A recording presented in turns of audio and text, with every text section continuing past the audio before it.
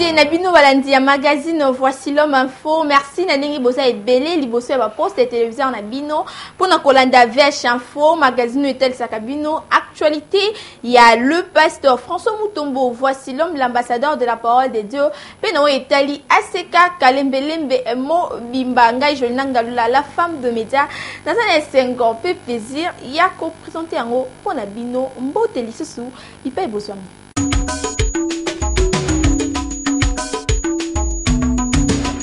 La édition ya moko na lelo VH Actu pour le Sabino était dimanche 28 octobre 2018 présent à son poste le pasteur François Mutombo. Voici l'homme, l'ambassadeur de la parole de Dieu à Teibongo na chapitre ya hôtel de la sorcellerie toujours dans continuité. Il y a thème sur le renversement des hôtels troisième module. La détail dans commentaire.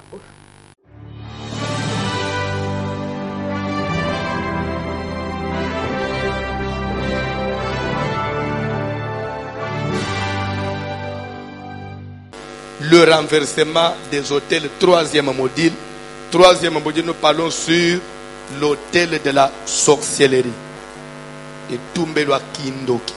J'avais déjà expliqué ce que c'est hôtel. Et pourquoi Tozo Benga pe Kindoki hôtel. Tozali na Aseka Kalembelembe siège Yababu Kibikeko. Oyo ekambamaka na l'homme de Dieu, le pasteur François Mutombo. Voici l'homme, l'ambassadeur de la parole de Dieu. Mokolo est dimanche 28 octobre 2018. Na chapitre ya hôtel de la sorcellerie à Espika Kiboye. Hôtel, on peut encore définir comme un lieu de rencontre entre une personne physique et un corps immatériel. Quelque chose qui met l'homme en contact avec le monde spirituel. Et ce qu'on évite, la sorcellerie met l'homme physique en contact avec le monde. C'est pourquoi la sorcellerie c'est un hôtel. Et par la sorcellerie aussi, il y a des sacrifices dans la sorcellerie. Donc c'est un hôtel. Kassina Oetali, initiation à la sorcellerie, l'ambassadeur de la parole de Dieu, le pasteur François Mutombo. Voici l'homme, la marque de posée de Jésus-Christ. À Lobi Boye. La première phase, quand on donne à quelqu'un la sorcellerie, qu'est-ce qui vient après? C'est l'initiation. Est-ce qu'on peut entraîner, pour initier, pour former, pour aller la musala. Et Sukaki Kakawanate. Alors, il y a une phase d'initiation et celle qui se caractérise plus dans la bandoto. La personne, mutua yesi kana mondo. D'abord, tout commence à partir des rêves, des songes.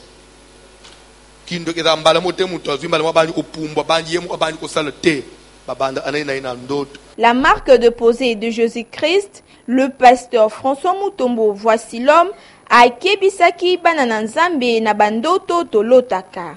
Chacun de nous doit faire attention avec ses songes, de peur que Yoyo Okanisaka Lotaka. Nous avons c'est toute une vie.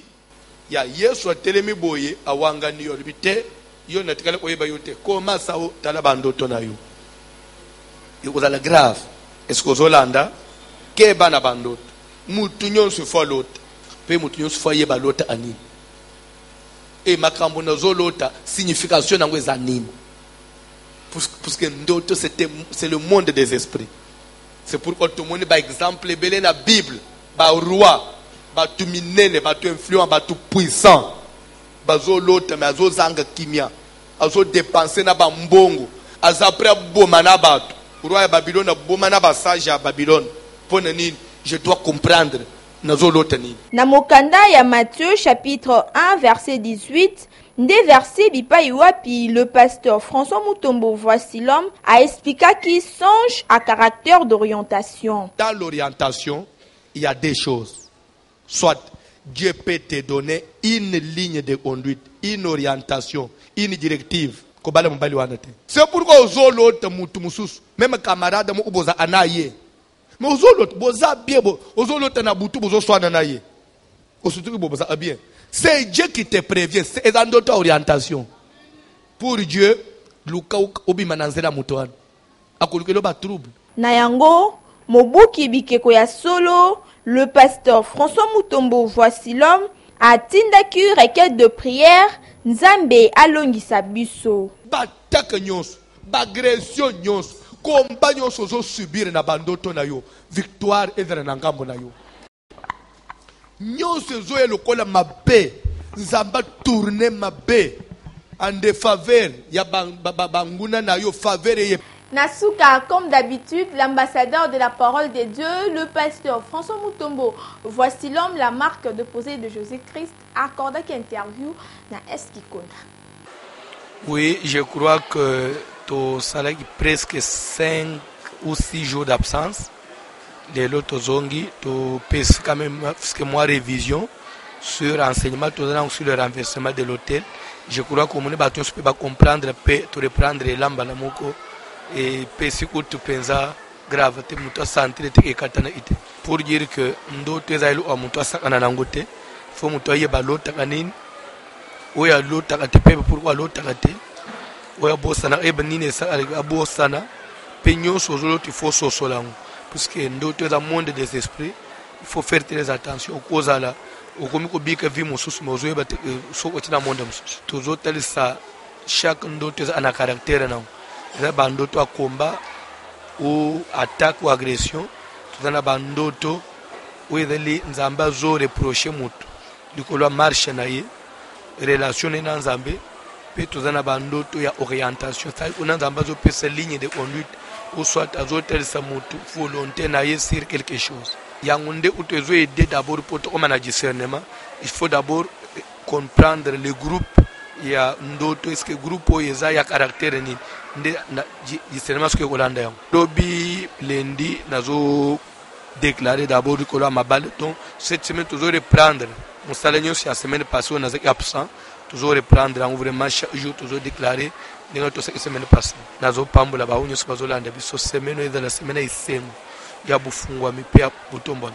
Adoration plus combat culte Yababuki Bikeko et ça y maka mokolo ya dimanche deuxième culte na 15h yangoba na Nzambe ba respecta ki rendez-vous ya dimanche 28 octobre 2018 pipa iwapi babuka ki ba sorcellerie nyoso ya mabe ya ba famille ba détail ma commentaire.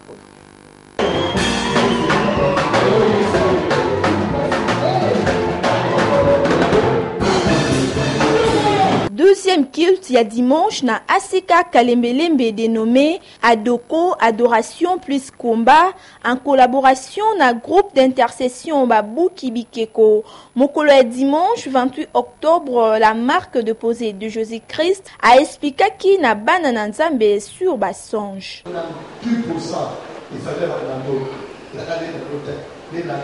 La sorcellerie, c'est plus les rêves. Le baba dodo ba opéra pas minimum ils allent le raconter c'est pourquoi tu le mets tout on a dit il faut dire bon là on est à dire pourquoi l'autre est qui va pourquoi l'autre a été l'autre était pourquoi il faut que l'autre pas y aller dans l'autre cas ni l'autre sa vie en nous pour interpréter les songes notés bien il faut connaître le caractère de chaque songe ce songe est de quel caractère ça veut dire quoi. Par exemple, premier caractère, et ça n'a pas de combat. Caractère agressif, bando effrayant. Nasimana Yango, l'ambassadeur de la parole de Dieu, le pasteur François Mutombo, voici l'homme, Mobuki Bikeko ya solo, a tindaki requête de prière.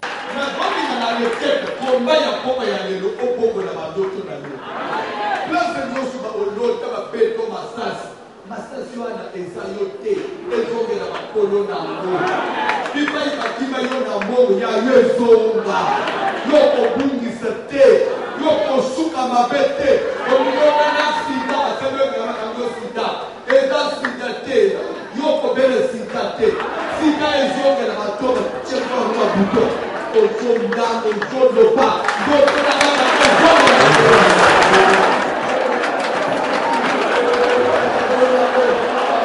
La marque déposée de Jésus-Christ, le pasteur François Mutombo, voici l'homme, a Soukaki Kakabongote, a Tindaki Lissousou, deuxième requête de prière.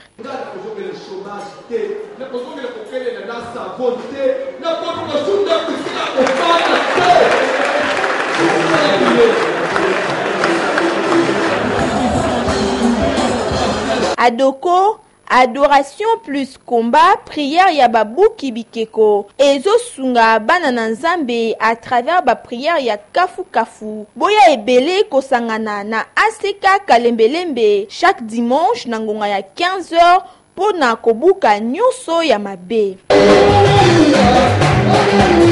Service ya prophétie de famille ezali bongo kosalema na Aseka Kalembelembe jour asiana pona commentaire.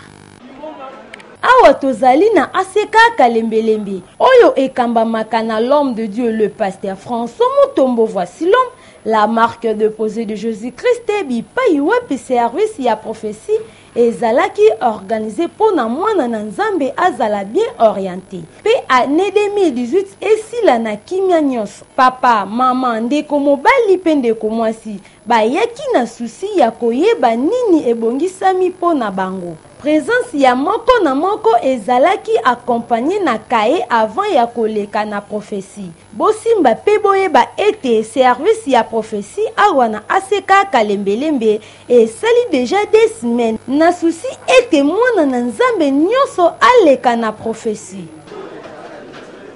Après concert il y a colonne de feu, jamais n'a échoué. Rendez-vous à ce moko le 11 novembre pour notre kokumisa lisusu nzambe à travers frère Fiston Kongolo elongo na groupe New Live bipai wapi bazali na thème monene oyo bakolobela durant ba musique ya kitoko. Tout va bien, ba détail na sport pop.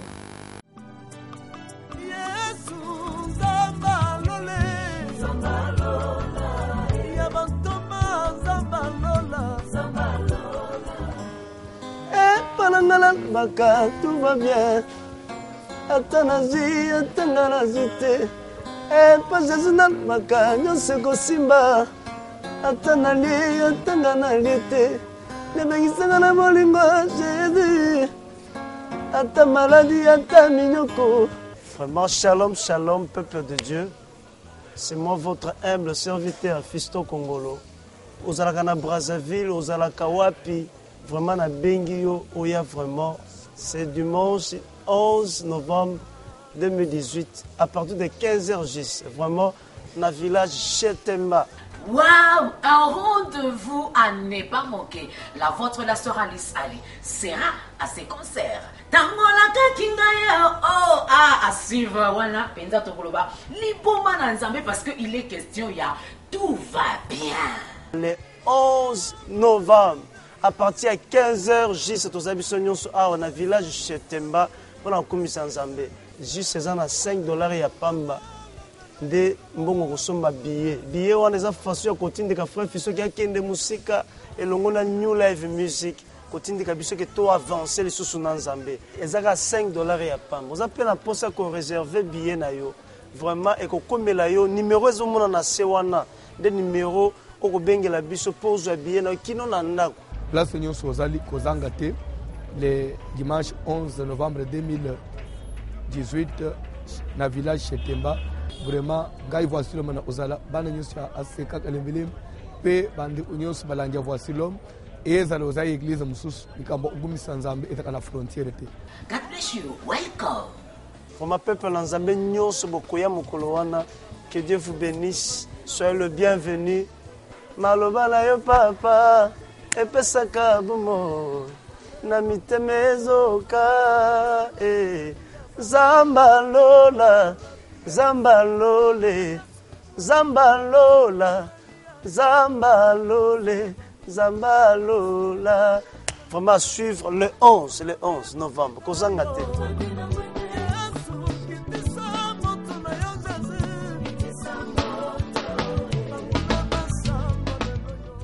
Rendez-vous sacré prévu le 4 novembre oyo clôture ya domination spirituelle na Aseka India et Kamamaka na le pasteur Israël Kitenge Mafuta na Nkolo bipai wapi deux orchestres ya Aseka Kalembelembe New Live pe colonne de feu bakozala wana pour komima bana nzambe na dimension ya likolo bolanda ndenge le pasteur Israël Kitenge alobi boso ya caméra ya Eskikona. C'est votre humble serviteur, pasteur Israël Kitenge Mafuta Nankolo. Mukolo ya dimanche le 4 novembre 2018 de 10h à 18h, nous avons une journée spéciale. Il y a clôture, il y a service, il y a 30 jours. Oyo mamana likamunango ezali la domination spirituelle. To tirer ango na mukanda Isaïe chapitre 9 verset 5. Mukanda na Nzambe zoloba ke un fils nous est né, un enfant nous est donné et la domination reposera sur son épaule. Elingi kolobanini ezamo français et outina verbe dominer. Dominer qui veut dire exercer un pouvoir likoloya. Donc, c'est que tozo bunda bita service zali que tozo bunda contre pouvoir nyoso ya mulili o ezali ko exercer pouvoir nango likolo na bavina biso. Donc ndengo zola dangai ozo mikuta ke mulili ya famille ezali ko exercer pouvoir nango likolo na yo et la tisio via célibat ba dominer yo na via lisumu oza dominer mulili ezo dominer yo na célibat ezo dominer na maladie ezo dominer yo donc depuis ba fandela yo na côté kuna bazolinga kotika yo te. Alors rendez-vous n'est pas manqué et ça dimanche le 4 novembre 2018 de 10h à 18h. Tokozala bongo na bande kubayembi New Life Billy Bilomba les compagnons de mafuta nankolo. Donc, bayembi nyoso na biso ya seka kimpwanza pe tokozala honorer na présence ya représentant légal ya grande communauté seka l'évêque Pascal Mukuna. Alors de 10h à 18h au Kolia au Komela. Mais sacrifice tozo ça les akaya kozwa tamulayi na kati ya présence na Nzambe ata soki o genete mais zwa tamulayi ya kosambela koyemba et je sais que le Saint-Esprit sera au rendez-vous et Dieu va nous aider que mutu nyoso akorépondre na rendez-vous wana akozala de cité. Benganga na 089 76 154 69.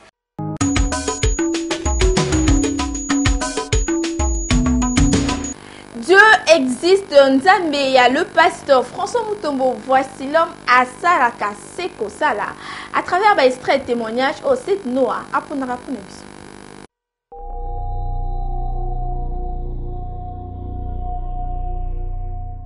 Nayaki na église en 2014. Dans Nayaki Awa, Nazaraki un esprit de moi. La question serviteur na Pongi. Serviteur wana aisa keleti na kalembele ba pesina na adresse. Je connais pas ici là avec un Dieu. Ba pesina na adresse, ba pesina na serviteur moko. La pesina n'est pas serviteur moko comme professeur à l'université Boboé, ce n'est pas important au temps na Congo. Tant na komi awa na kibe serviteur moko, ayo la sana serviteur moko. Donc ba pesina serviteur moko yo ezalaki pangani. Tant on va y la sana ya chikola de la prière. Tant on est qui awa, en tout cas souvent d'être dans la boca à soleil. Nazaraki vraiment ébéné. Bah songe nama ezalaka ébéné. Tant on a eu ezalaki en janvier 2014. Bah tout le monde sont allés pour la banda pendant un mois. Ma penabino na mi poti saka na kata un mois ngo na sambe na nzambe. To sambe ni nzambe ti de o kende na fikini. Tant que la fikini boé, tant que ça vient là, ouais, ça va bon. La église dit de temps en temps, et c'est dans bon, et c'est dans bon. Chaque jour, on a pu savoir bon l'église au la ligne. Na vieille voilà qui ça va, na moni ma ange vaillé, parce que bon on a pas bien. Parce que na besoin bon on a déclarer l'église au la mot. Souvent mon église on dit dans bon chaque jour la ligne. Pendant que la fikine, toute la fikine doit passer à Mati pour déclarer par rapport à Mamambo, n'a eu les candidats pour à 50 $. Quand on a l'équipe, parce que ça va dire, on dit non, les capitaux en offrande, parce qu'on va déclarer esprit de mort. Quand on a déclaré esprit de mort, on a payé, quand on a payé, qui n'a pas lié, on va continuer ainsi de suite. C'est à quel et Pasuki à l'engaï na bini. Quand la bini na elle expliqué, on avait pour la dernière papa ta. Est-ce que l'hôpital n'est pas au niveau où on est en salle? Ce qu'on a dit, c'est quand on a dit, mais il m'a pas en paix saté. Dans paix saté, je dis, moi, on me signe. Na moni est nazar vivante. Par là, dans un bon mot, na paix. Papa m'a dit, non. Zongo wana kende kopesa na pesi ofrande na wala na pongi na mona do nazalaki na touré à Bakufa, pasteur aye, assemblée de la tu va chef coutumier, à Binisina, parmi la chef coutumier, n'a commis sauvé. Alors, nous sommes dans ce salle, nous avons dit que va de la maille pour n'est na kufaki, salle pour bakana même salle wana, baloni, bakatafal, baloni ngai et la mort est voile balati sakabibembe. Na commis na voile normale. Na commis en 2016, na église na yekolowa célibataire na commis marié. À partir de vous pouvez continuer. Na yekolowa zemi problème nous avons la grâce. Na juillet na notamment na Olameni. En tout cas na église il y a un Dieu quelque part. En tout cas il y a un Dieu. À chaque fois c'est la mission en Congo.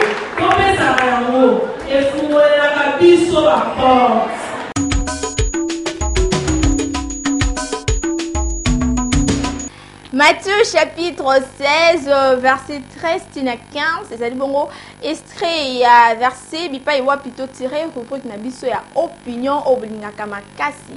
Tokitaka na terrain totunaka na population qui est voici l'homme pambate moto nyonso alingaka yeba nini balobaka pona ye. Pona édition mokona lelo jour asiana na micro atuni population qui est voici l'homme.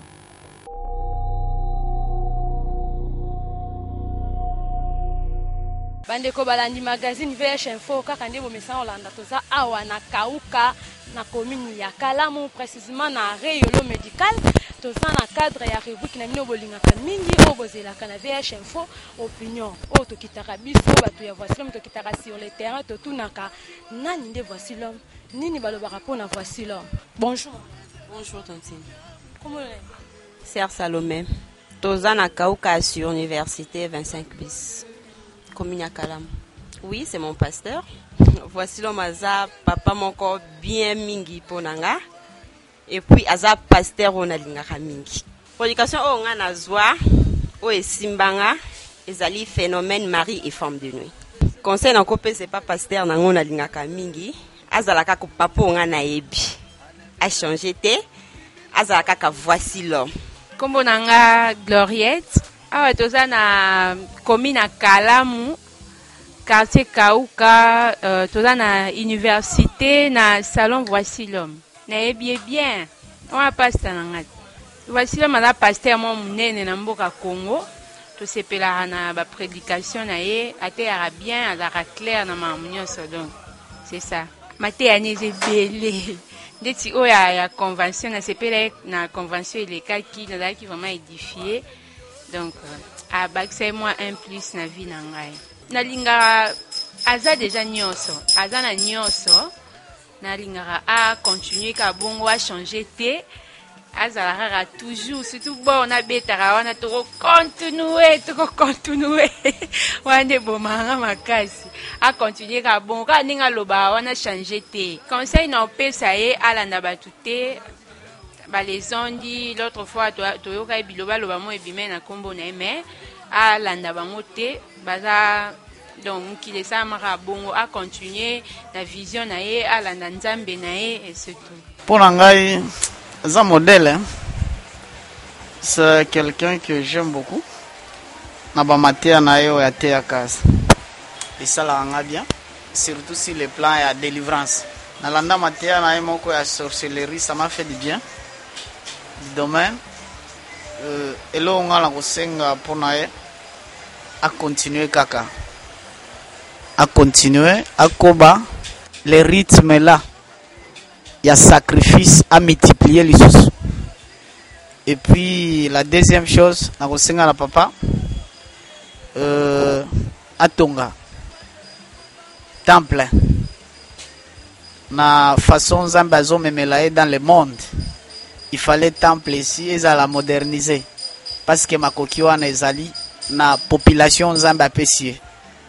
Or population koya ebele de plus na oyo tozomona na façon azo salela. Troisième chose na kosenga e akota bikota kotate. Ba mouvement ndenge ya suki directive na yeza ya Saint-Esprit a continuer kaka na Saint-Esprit. alanda bato à gauche et à droite ba rythme ya mokili les pasteurs d'aujourd'hui ba nzambe atombola elo mingi na sepelaka na papa ya changer rythme te le rythme ya bandana e nango kala nde le même rythme il continue parce que ba pasteur mingi ya lelo ba osala soki nzambe apamboli a changer rythme comme on a comme difficile mais et pas facile homme c'est facile ce que vous en a posé comme on a la facilité nga kutu na sepelaka na ye makambo mususu vraiment ezala kati ya motema pona Vassilom. C'est un pasteur modèle vraiment que Dieu lui bénisse beaucoup. Nzambe atombola ye lisusu makasi.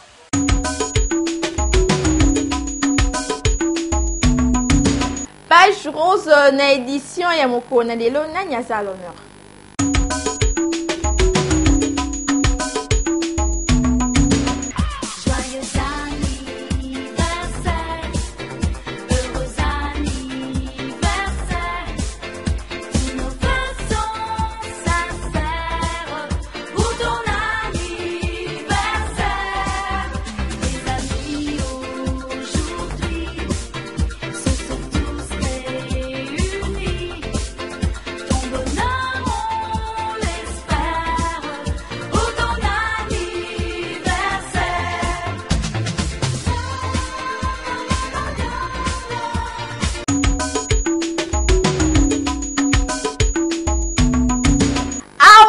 Tosukisi édition ya magazine Voici l'homme info ngai Jolina Ngalula la femme de média nazala ki na sengo pe plaisir ya ko présenter yango pona bino édition etalisi bino ni ezali bongo koleka na ACK Kalembelembe pe concernant actualité ya le pasteur François Mutombo. Voici l'homme, l'ambassadeur de la parole de Dieu. Ceux qui bossent pour les Kinengo, ils allaient grâce à fort équipe costaud et les aigles de la communication.